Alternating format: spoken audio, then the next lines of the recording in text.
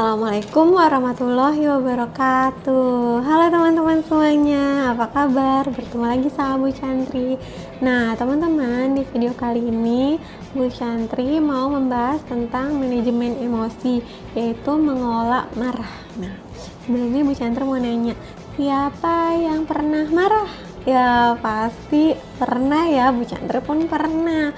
Ya, siapa yang hobinya marah-marah? Nah, jangan ada yang angkat tangan ya, semoga nggak ada.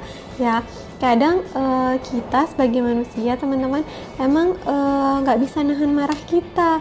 Tapi sebaiknya kita jangan sampai menjadi orang yang pemarah ya teman-teman. Ya, jadi sekarang kita akan membahas tentang bagaimana cara mengelola marah. Ya, sebelum itu mari kita tonton video dari Nusa dan Rara. Selamat menonton. Assalamualaikum Mama. Assalamualaikum Mama. Waalaikumsalam. Gimana ngajinya? Alhamdulillah, Nusa udah setor 1 surah. Masya Allah. Kalau gitu, Nusa sudah tambah hafalan ya?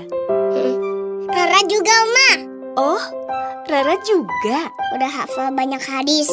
Alhamdulillah, Rara hebat. Rara gitu loh.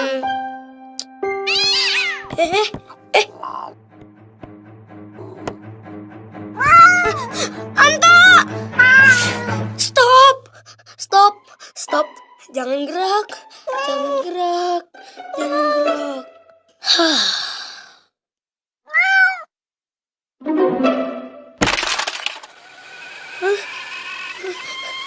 Anta nakal.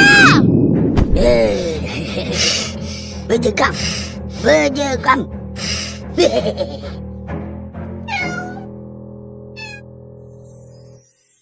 Apa? Dasar kucing nakal. Nusa, Anta juga kan gak sengaja. Mainan kesayangan Nusa kan rusak. Nakal. Bad Kitty. Jangan diulang lagi Anta. Kansa.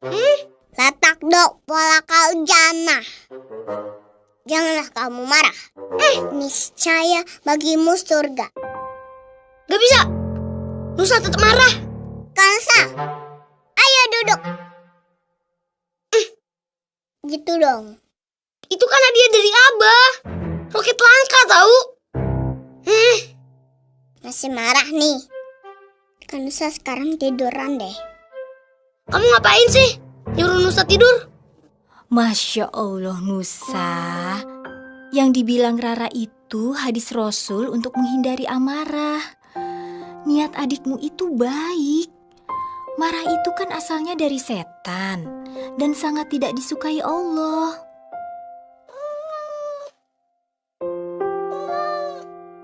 Kalau Kansa masih marah, kakak ambil wudhu deh.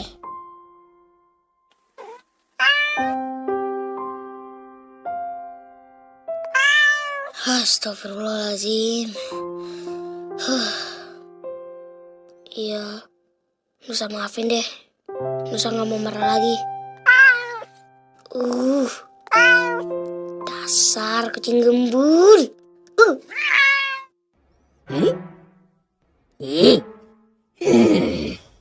Iman tidak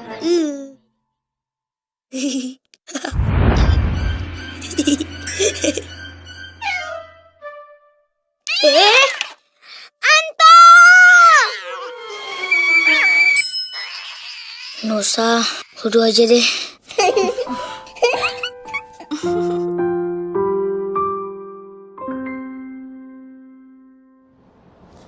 Nah teman-teman udah lihat kan tadi video Nusa dan Rara. Nah mari kita bahas tentang marah. Nah ada hadis kan teman-teman yang bilang la tahzab walakal jannah. Jangan marah bagimu surga. Nah jadi kalau orang yang gak suka marah-marah, hadiahnya surga loh teman-teman. Jadi kalau misalnya kamu udah mau marah gitu, langsung ingat kalau menahan marah berarti aku bisa masuk surga. Nah kayak gitu aja teman-teman, itu adalah hadiah orang-orang yang tidak marah-marah seperti itu. Nah, marah juga itu tidak halal teman-teman, tidak boleh dilakukan ya. Mungkin marah itu manusiawi, tapi kalau keseringan ya nggak boleh juga. Emang ada yang mau temenan sama kita kalau kitanya suka marah-marah? Kan nggak ada ya. Teman kita juga nggak suka kan kalau misalnya kita suka marah-marah atau kita berteman sama orang yang suka marah-marah. Enak nggak kira-kira? Nggak enak. Jadi jangan jadi orang yang pemarah ya teman-teman. Lalu dari Abu Ayyub Al-Ansari radhiyallahu anhu bahwasanya Rasulullah Shallallahu alaihi wasallam bersabda, tidak halal bagi seorang muslim mendiamkan saudaranya lebih dari 3 malam. Mereka bertemu, yang satu lalu berpaling ke sana dan yang satu berpaling ke sini, dan yang terbaik di antara mereka adalah yang lebih dulu mengucapkan salam.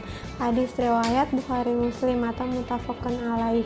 Nah, jadi kalau misalnya lagi berantem nih sama temennya atau adiknya atau kakaknya mungkin, lalu diam-diaman lebih dari 3 hari, boleh nggak? Nggak boleh, tidak halal kata Rasulullah ya.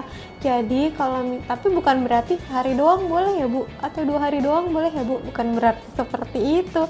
Tetap aja jangan dilakukan ya teman-teman ya, sebaiknya apalagi mendiamkan temennya lebih dari 3 hari, tentunya itu lebih nggak boleh lagi ya teman-teman. Sehari, 2 hari, 3 hari sebaiknya tidak boleh ya. Lanjut, menahan marah adalah orang yang kuat. Nah, apa tuh? Nah, dalam sebuah hadis yang sahih, Rasulullah Shallallahu alaihi wasallam bersabda, bukanlah orang yang kuat yang sebenarnya dengan selalu mengalahkan lawannya dalam pergulatan atau perkelahian, tetapi tidak lain orang yang kuat yang sebenarnya adalah orang yang mampu mengendalikan dirinya ketika marah. Seperti itu teman-teman. Jadi orang yang nahan marahnya, orang yang bisa menahan marahnya itu adalah orang yang lebih kuat daripada pegulat yang memenangkan pertarungannya ya. Berarti kalau kamu bisa nahan marah itu kamu hebat, seperti itu. Nah, akibat marah ya, akibat marah itu bisa ke diri sendiri, juga bisa ke orang lain teman-teman. Kadang kalau misalnya ke diri sendiri nih, kadang bisa jadi kita jadi nggak ditemenin, nggak disukain sama teman-temannya karena kita suka marah-marah. Atau kalau kita marah-marahnya suka membanting-banting sesuatu, jadi benda-benda kita yang kita miliki cepat rusak seperti itu. Atau menendang-nendang benda-benda yang ada di sekitar kalian, jadi benda-benda itu bisa cepat rusak. Nah, itu akibatnya sangat buruk ya teman-teman. Jadi sebaiknya jangan dilakukan hal-hal yang seperti itu. Nah, akibat marah untuk orang lain. Nah, akibat marah untuk orang lain juga bahaya ya teman-teman. Misalnya, kalau kamu marah, kamu jadi mau berkelahi sama temennya. Nah, itu nggak boleh juga ya. Jadi temennya nanti kepukul sama kamu atau ketendang sama kamu. Nah, itu nggak boleh ya. Itu perbuatan yang tidak baik ya, melukai atau mencelakakan orang lain karena kita marah. Karena kalau kita lagi marah ya teman-teman, setan itu niup-niupin api marah ke kita, fiu gitu. Nah, jadi semakin marah kita, semakin seneng itu setan-setan niup-niupin kita supaya kita tambah marah-marah ya. Ya, itu jangan sampai setan seneng teman-teman ya. Jadi kalau misalnya kita lagi marah, kadang-kadang suka lupa diri, suka apaan aja dipukul, temennya apa aja dibanting atau apapun. Nah, itu karena setan mengendalikan kita. Nah, itu jangan sampai ya teman-teman, setan mengendalikan diri kita, tapi kita yang harus mengendalikan diri kita sendiri. Nah, bagaimana caranya? Apa yang harus kita lakukan ketika marah ya? Yang pertama, membaca ta'awudz. Rasulullah bersabda, ada kalimat yang kalau diucapkan niscaya akan hilang kemarahan seseorang, yaitu a'udzubillahi minasyaitonirrajim. Aku berlindung kepada Allah dari godaan setan yang terkutuk. Nah, seperti yang tadi Bu Chantri bilang, karena kalau kita lagi marah-marah itu ada setan-setan yang ngelilingin kita supaya kita tambah marah. Jadi kamu harus bertawuz, auzubillahi minasyaitonirrajim. Nah, langsung setan-setannya supaya bisa pergi, karena kamu berlindung kepada Allah dari setan-setan yang terkutuk seperti itu. Yang kedua, kalau misalnya masih tetap marah, pas sudah tahu kamu masih tetap marah, yaitu berwudu ya. Rasulullah bersabda, kemarahan itu dari setan, sedangkan setan tercipta dari api. Api hanya bisa padam dengan air. Maka kalau kalian marah, berwudulah. Itu hadis riwayat dari Abu Daud. Jadi kalau misalnya tahu nggak mempan, kalian langsung ambil air untuk berwudu. Nah, lalu kalau misalnya aku masih tetap marah, nah lalu kalian bisa mengubah posisi. Mengubah posisi maksudnya gimana? Dalam sebuah hadis dikatakan kalau kalian marah maka duduklah. Jadi kalau kalian lagi berdiri terus kalian marah, kalian duduk. Kalau kalian marahnya nggak hilang juga, maka berbaring atau tiduranlah. Itu ya. Jadi step-stepnya, tahapan-tahapannya, pertama taus. Kalau masih marah juga berwudu. Kalau misalnya masih marah juga, kamu mengubah posisi, yang tadinya berdiri jadi duduk. Kalau yang tadi duduk jadi berbaring, seperti itu. Lalu ada lagi nih step selanjutnya. Kalau masih marah juga, kamu diam ya. Dalam sebuah hadis dikatakan, ajarilah orang lain, mudahkan, jangan mempersulit masalah. Kalau kalian marah maka diamlah. Jadi karena kalau kita marah kadang kita nggak bisa ngontrol perkataan kita, jadi ngomong terus sehingga bisa menyakiti orang lain. Itu bahaya ya teman-teman, kalau temennya tersakiti karena kata-kata kita yang sedang marah. Jadi kalau kalian lagi marah, mendingan diem aja ya.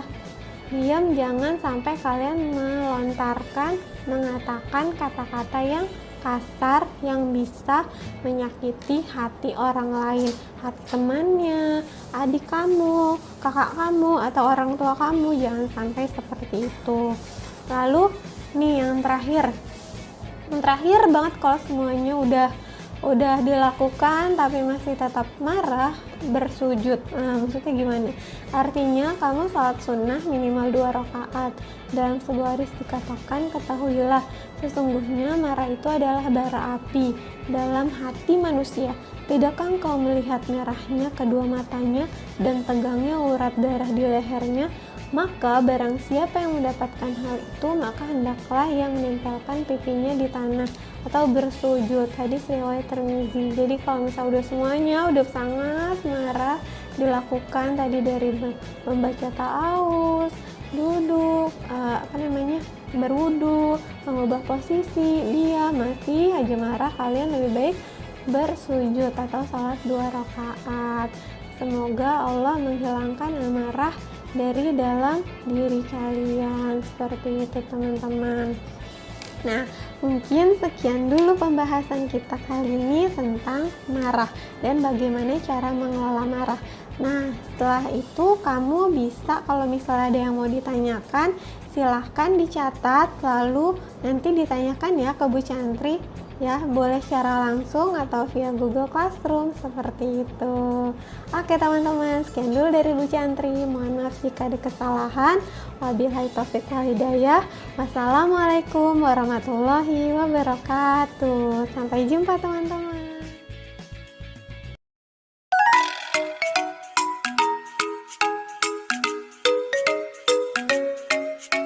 Assalamualaikum warahmatullahi wabarakatuh. Halo teman-teman semuanya, apa kabar? Bertemu lagi sama Bu Chantri di bimbingan konseling.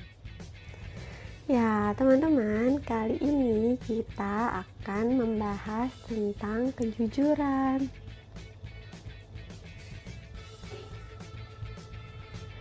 Nah, sebelumnya Bu Chantri mau menceritakan nih kisah nyata ya teman-teman. Ini pada zaman tabi'in. Jadi buah dari kejujuran Abu Bakar Muhammad Al-Bazzar. Siapakah beliau? Beliau adalah seorang qadhi. Qadhi itu hakim ya pada zaman dulu. Lalu Syekh Shalih Abdul Qasim Al-Khazzaz Al-Baghdadi menuturkan, aku mendengar Qadhi Abu Bakar Muhammad bin Abdul Baqi bin Muhammad Al-Bazaz Al-Ansori bercerita, "Aku pernah tinggal di Mekah, semoga Allah menjaganya. Pada suatu hari, aku ditimpa kelaparan yang sangat. Aku tidak memiliki apapun untuk melawan rasa lapar. Lalu, aku menemukan sebuah kantong sutra yang terikat dengan tali dan kain sutra pula. Aku mengambilnya dan membawanya pulang ke rumah. Aku membukanya dan ternyata isinya adalah sebuah kalung mutiara yang belum pernah aku lihat sebelumnya. Aku keluar dan mendengar ada seseorang yang telah berusia lanjut mencari kalung itu. Dia membawa kantong berisi uang 500 dinar. 500 dinar itu emas ya teman-teman, jadi 500 emas. Dia berkata, "Ini adalah hadiah bagi siapa saja yang mengembalikan kantongku yang berisi mutiara." Aku membatin, "Aku sedang butuh dan lapar. Aku akan mengambil dinar tersebut dan memanfaatkannya. Aku akan mengembalikan kantong berisi mutiara ini kepadanya." Jadi dia pengen tukar, dia pengen balikin kantong mutiaranya, lalu dia akan dapat emasnya. Lalu aku berkata kepadanya, "Kemarilah bersamaku." Lalu aku membawanya ke rumahku. Ia menyampaikan kepadaku ciri-ciri kantong itu, tali pengikatnya, dan mutiara yang ada di dalamnya. Maka aku mengeluarkan kantong itu dan mengembalikan padanya, karena dia yang sebutin ciri-cirinya benar, warnanya, semuanya benar teman-teman. Lalu ia menyerahkan 500 dinar kepadaku, tapi aku tidak mau mengambilnya. Aku berkata, "Aku harus mengembalikan kepadamu dan tidak akan mengambil upah." Dia berkata kepadaku, "Kamu harus menerimanya." Ia terus mendesakku, tapi tetap aja si Kodi ini menolaknya. Maka ia pun meninggalkanku dan pergi. Jadi tadinya dia pengen ngambil hadiahnya kan ya teman-teman, hadiah dinarnya, tapi karena kebaikan hatinya dia nggak mau, dia menolak karena menurutnya itu adalah hak si bapak itu. Selanjutnya si Muhammad Al-Bazaz ini pergi meninggalkan kota Mekah. Dia mengarungi lautan. Tiba-tiba perahunya pecah teman-teman, dan penumpangnya tenggelam. Harta mereka semuanya musnah. Nah, tapi dia selamat karena berpegangan pada pecahan kayu perahu tersebut. Lalu dia terombang-ambing di lautan untuk beberapa waktu tanpa tahu kemana akan membawaku airnya. "Aku terdampar di sebuah pulau yang ada penduduknya," katanya. "Aku singgah di sebuah masjid. Orang-orang mendengarkanku membaca Al-Quran. Semua orang yang tinggal di pulau tersebut mendatangiku dan berkata, 'Ajarilah aku membaca Al-Quran.' Tuh, maka aku pun mendapatkan banyak harta dari mereka." Jadi karena dia ngajarin penduduk sekitar pulau itu, penduduk di pulau itu baca Al-Quran, maka dia mendapatkan rezeki karena dia mengajarinya gitu. Jadi kayak diberikan makanan, dia ketika datang muridnya membawakan makanan buat dia, membawakan beras dan lain-lain.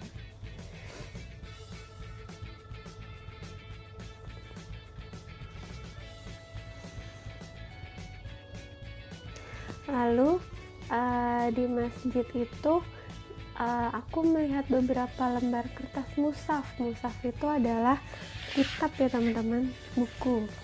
Aku pun mengambil dan membacanya. Orang-orang bertanya kepadaku, "Apakah Anda bisa menulis?" "Ya," jawabku. Mereka berkata, "Ajarilah kami menulis." Gitu. Maka mereka datang bawa anak-anaknya, baik yang masih kecil ataupun para pemudanya yang sudah agak besar. Lalu dia pun mengajari mereka menulis. Lalu dari situ dia mendapatkan imbalan harta yang berlimpah karena dia mengajari. Setelah itu mereka berkata kepadaku, "Di sini ada seorang anak perempuan yatim. Ia memiliki banyak harta dan aku ingin Anda menikahinya." Lalu aku menolak. Namun mereka berkata, "Ini harus." Mereka terus memaksaku dan akhirnya aku pun mengiyakannya. Ketika mereka membawanya kepadaku, mataku terbelalak melihatnya. Terbelalak itu melotot gitu. Ya, aku melihat sebuah kalung tergantung di lehernya. Aku terpaku memandanginya. Mereka berkata, "Wahai Syekh, Anda telah mematahkan hati wanita yatim ini dengan pandanganmu kepada kalung itu. Mengapa Anda memandangnya seperti itu?" Lalu aku pun menceritakan kisah kalung mutiara yang pernah kutemukan dulu kepada mereka. Lalu mereka pun terperanjat sembari mengucapkan takbir dan tahlil hingga terdengar oleh seluruh penduduk pulau. Aku bertanya, "Ada apa dengan kalian?" Mereka menjawab, "Syekh yang memiliki kalung itu adalah ayah dari wanita ini." Jadi ternyata wanita itu adalah anak dari Syekh yang ketemu sama si Kodi ini di Mekah waktu itu, waktu si Kodi ini kelaparan teman-teman. Yang kehilangan kalung itu adalah siapa? Yang kehilangan kalung itu adalah bapaknya si perempuan ini. Lalu makanya penduduk pulau kaget, bertakbir dan bertahlil. Ya, hingga mereka terdengar oleh seluruh penduduk pulau takbirnya. Aku bertanya, "Ada apa dengan kalian?" Mereka menjawab, "Syekh yang memiliki kalung itu adalah ayah dari wanita ini. Ia pernah mengatakan, 'Aku belum pernah menemukan seorang muslim sejati di dunia ini selain orang yang telah mengembalikan kalungku ini kepadaku.' Lalu ia berdoa kepada Allah, 'Ya Allah, kumpulkanlah ia denganku sehingga aku dapat menikahkannya dengan putriku.' Dan sekarang hal itu terwujud." Nah, ternyata itu adalah doa dari seorang bapak-bapak itu. Akhirnya si Kodi itu tinggal di pulau itu dan dikaruniai 2 orang anak. Setelah wanita itu wafat, dia mewarisi kalung tersebut bersama anak-anaknya. Lalu anaknya pun wafat, sehingga kalung itu menjadi miliknya. Dia menjualnya seharga 100.000 dinar. Oh, banyak banget ya. Harta yang kalian lihat bersamaku ini adalah sisa-sisa dari harta tersebut. Ya, jadi teman-teman, karena dia sudah jujur, sudah mengembalikan barang temuannya kepada pemiliknya, maka Allah mengembalikannya berkali-kali lipat teman-teman, bahkan beserta bonus-bonusnya. Ya nggak teman-teman ya. Jadi dia malah mendapatkan harta, lalu dinikahi oleh anaknya orang tersebut dan lain-lain.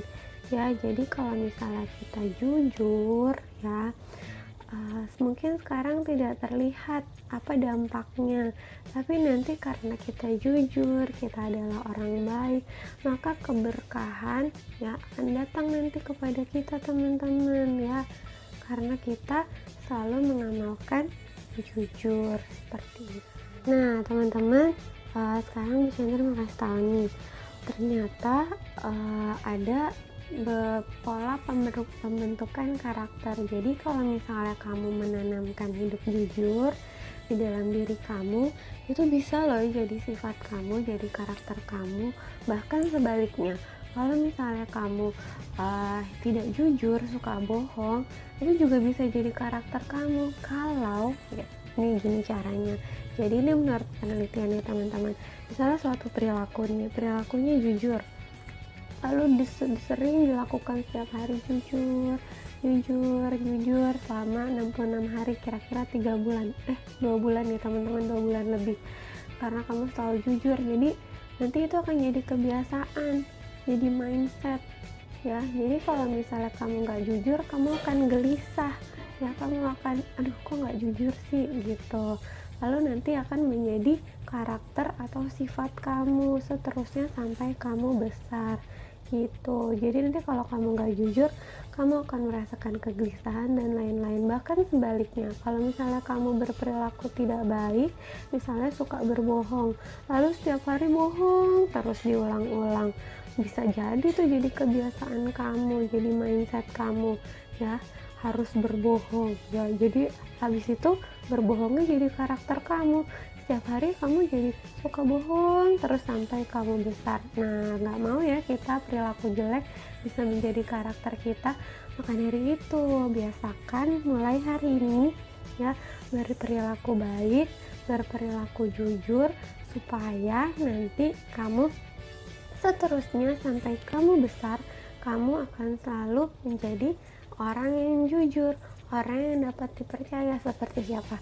Seperti Nabi kita ya, Nabi Muhammad Shallallahu Alaihi Wasallam yang apa? Yang diberi gelar, apa gelarnya? Ayo, ada yang tahu nggak? Al-Amin, yang dapat dipercaya. Nah, sekarang kita harus tahu nih, kenapa sih kita harus hidup jujur? Nah, yang pertama, jujur itu adalah akhlak seorang muslim, perilakunya muslim. Itu adalah perilaku yang dicontohkan oleh siapa? Oleh Nabi Muhammad Shallallahu Alaihi Wasallam. Ya, dulu Nabi Muhammad sebelum menjadi nabi, teman-teman, ya, masyarakat kota Makkah itu sudah menjulukinya sebagai apa? Al-Amin, orang yang dapat dipercaya, orang yang jujur, ya, gitu. Nah, karena Rasulullah mencontohkannya seperti itu, kita pun juga harus mengikutinya, ya, karena itu adalah akhlak yang baik, ya. Yang kedua, berbohong itu bukanlah sifat seorang muslim, ya, bahkan itu adalah sifat orang yang munafik, ya. Orang munafik itu tempatnya di mana, teman-teman? Di neraka. Orang munafik itu cirinya ada 3, ada yang tahu nggak? Ketika berbicara dia dusta, ya, jadi dia suka bohong. Ketika dia berjanji dia ingkar, lalu kalau dia dipercaya dia berkhianat. Nah, itu adalah ciri orang munafik. Semoga kita bukan termasuk orang-orang itu, ya, teman-teman. Nah, yang ketiga sudah dicontohkan Rasulullah yang tadi Bu Chandra bilang, ya. Karena itu kita harus mengikuti apa yang sudah dicontohkan oleh Rasulullah Shallallahu Alaihi Wasallam. Dan menurut penelitian juga, teman-teman, ternyata orang yang jujur itu bahagia dan sehat, teman-teman. Kenapa? Karena dia tidak tertekan, tidak gelisah. Kalau orang yang bohong, dia pasti punya kegelisahan dalam hatinya. Duh, kenapa tadi aku bohong, ya? Dan kalau bohong itu seperti bola salju, teman-teman. Jadi awalnya kecil, bohongnya sedikit, terus besok ada yang nanya lagi, jadi bohongnya tambah besar, tambah besar, tambah besar, tambah besar, ya, gitu, ya, seperti bola salju sedang menggelinding, gitu. Dan pasti hidupnya tidak bahagia karena dia apa? Gelisah, tidak ada keberkahan dalam hidupnya, ya. Tapi kalau orang yang jujur, ya, karena dia tidak punya beban, karena dia mengatakan apa adanya, maka dia apa? Selalu bahagia dalam hidupnya, dan kebahagiaan itu bisa membuat apa? Badan kita juga sehat, ya, seperti itu. Nah, ini dampak kalau orang yang nggak jujur, ya. Kalau nggak jujur, yang pertama bisa dia berbohong terus menerus, ya, sampai besar, teman-teman, jadi karakter yang tadi Bu Chandra bilang, ya, bahkan sampai dia dewasa. Bisa juga entah ketika dia dewasa dia mempunyai jabatan, dia korupsi, nah, mengambil hak orang lain. Nah, itu bahaya, teman-teman, ya. Atau yang ketiga, bisa juga dia menyalahgunakan kekuasaannya. Misalnya dia mendapatkan jabatan yang baik, memiliki kekuasaan, tapi karena dia dari kecil tidak jujur, ya, jadi ketika sudah besar dia nyaman-nyaman saja menyalahgunakan kekuasaannya, digunakan untuk hal yang tidak baik atau kepentingan dirinya sendiri, ya, supaya dia menjadi kaya dan lain-lain. Nah, itu parah banget, ya, teman-teman, ya. Mungkin di dunia nggak kelihatan hukumannya dari Allah, tapi nanti di akhirat, ya, teman-teman, ya, di akhirat pasti Allah akan menghukumnya dengan adil, teman-teman. Karena kita hidup di dunia itu nggak terus menerus, ya, teman-teman. Ada nggak orang yang hidupnya abadi? Nggak ada, pasti nanti akan kembali ke Allah, kembali ke akhirat. Jadi apa? Gunakan kehidupan kita ini dengan melakukan hal-hal yang baik, ya, supaya nanti ketika kita di hari akhir, ya,